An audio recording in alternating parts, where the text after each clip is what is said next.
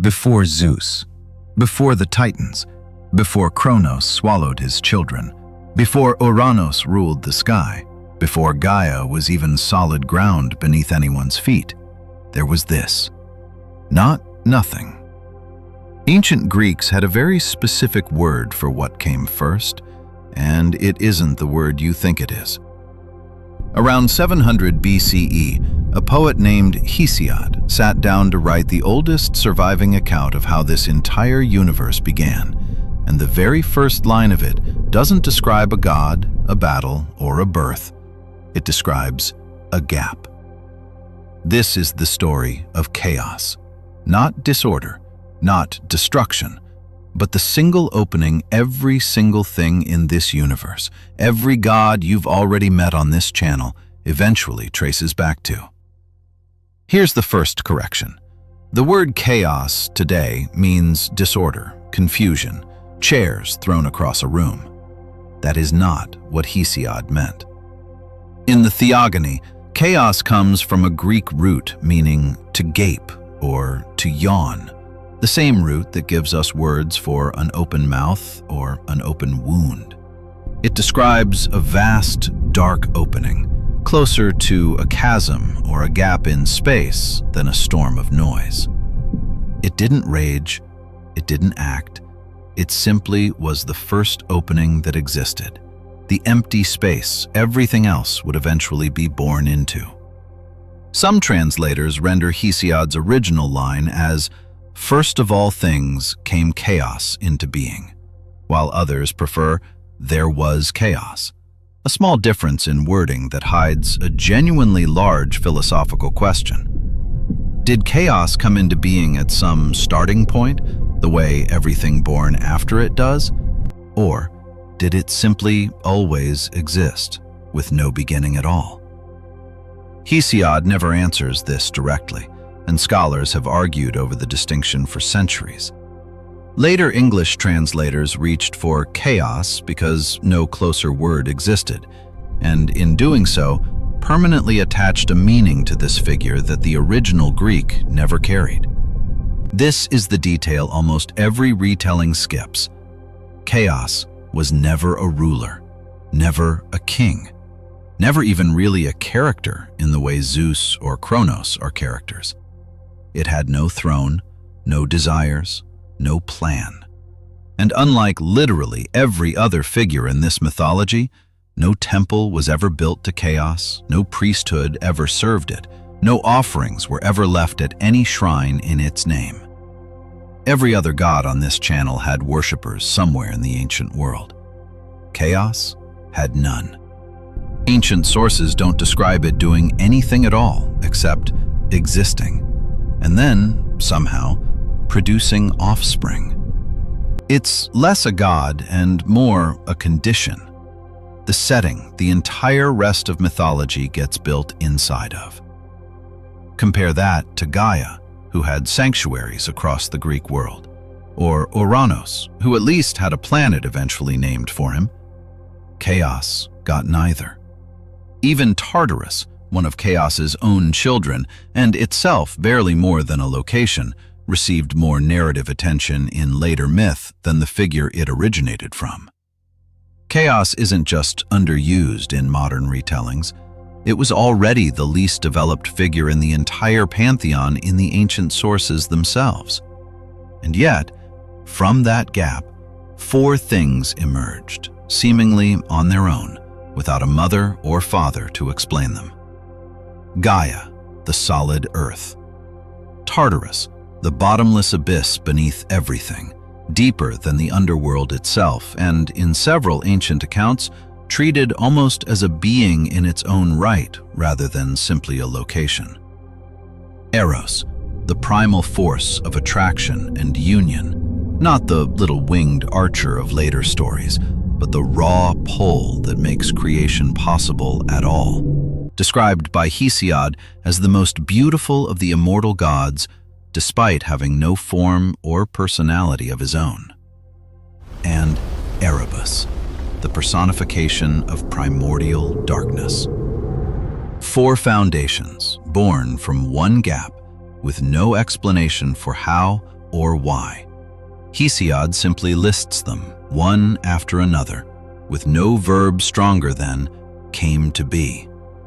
There's no labor described, no divine will exerted, no partner involved in any of these four births. They arrive the way a shape arrives when light first falls across an empty room. Not created exactly, just suddenly present. Erebus didn't stay alone. He paired with Nyx, primordial night, who different ancient sources describe differently, sometimes born from chaos alongside him, sometimes his sister, sometimes simply his equal and opposite. A genuine inconsistency even within surviving Greek cosmology. Together, darkness and night produced ether, the bright upper air the gods would one day breathe, and Hemera, day itself. Light, quite literally, was born out of darkness, one generation removed from the original void, and centuries before any sun existed to produce it another way. It's a detail worth sitting with, because it repeats a pattern this entire arc keeps circling back to. Order, structure, and brightness in this mythology don't arrive by defeating darkness. They arrive by being born from it, the same way solid ground was born from an empty gap one generation earlier. Here's where it gets stranger. Hesiod tells us Nyx also had children on her own, without Erebus, and this list is genuinely unsettling. Moros, doom itself. The Keres, spirits of violent death. Thanatos, death. Hypnos, sleep. The Fates, who measure out every mortal life. Nemesis, retribution. Eris, strife. Apate, deception. Momus, blame and mockery. Oisis, misery. Even Philotes, affection, sits on this same list, a rare, gentle name among so many harsh ones. These aren't villains in a story, they're forces. Night gave birth to nearly every condition a mortal life would eventually run into, long before there were any mortals to run into them. It's a strange kind of foresight for a myth to build into its very first generation. Entire abstract concepts, personified and given names, waiting patiently for a species that hadn't been created yet to eventually need words for what doom, sleep, or misery actually felt like. It's worth pausing on why this matters. Later Greek philosophers, writing centuries after Hesiod, started using chaos more loosely, closer to unformed matter, primordial confusion, the raw material of the universe before order was imposed on it. Pre-Socratic thinkers like Pherecydes of Cyrus folded the concept into early physical theories about what substance the cosmos was originally made from, treating it less as myth and more as an early attempt at physics. That's actually closer to the modern English meaning, but that's a philosophical evolution of the word, not what the original myth described. The myth's chaos isn't matter waiting to be shaped. It's an absence, a gap, the space where shaping becomes possible. This distinction matters more than it might seem, because it changes what the entire creation story is actually about. If chaos is unformed matter, then the story of the universe is a story about organizing what already existed. If chaos is an empty gap, the story is instead about something coming from genuinely nothing. A far stranger and, to many ancient readers, far more unsettling idea.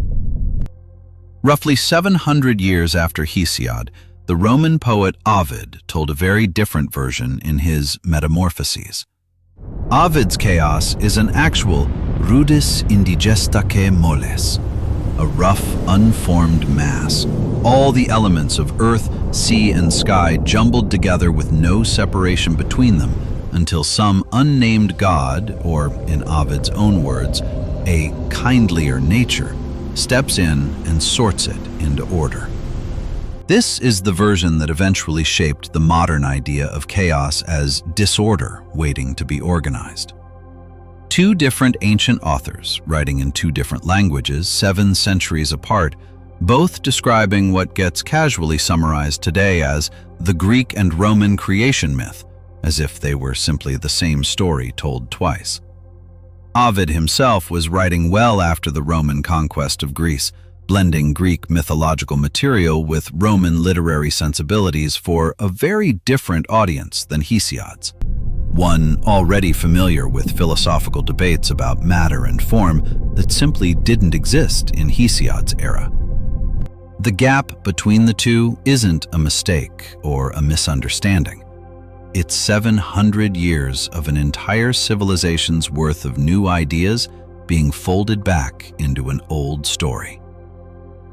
Modern games, shows, and comics love turning chaos into a monster, an active villain, a dark god with a face and an agenda, something the heroes fight in a climactic final battle.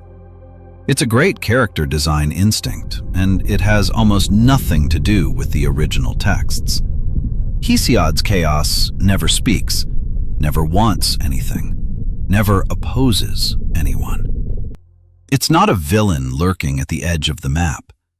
It's the map itself, before anyone drew borders on it. The confusion runs so deep that even the modern scientific term chaos theory, a field of mathematics about unpredictable sensitive systems, has effectively nothing to do with either the myth or Ovid's disordered mass. 3 completely different chaos concepts sharing one word, borrowed and reshaped by 3 completely different eras. It's a genuinely rare case in mythology where a single name has been reinterpreted this many times without any single version ever fully displacing the others.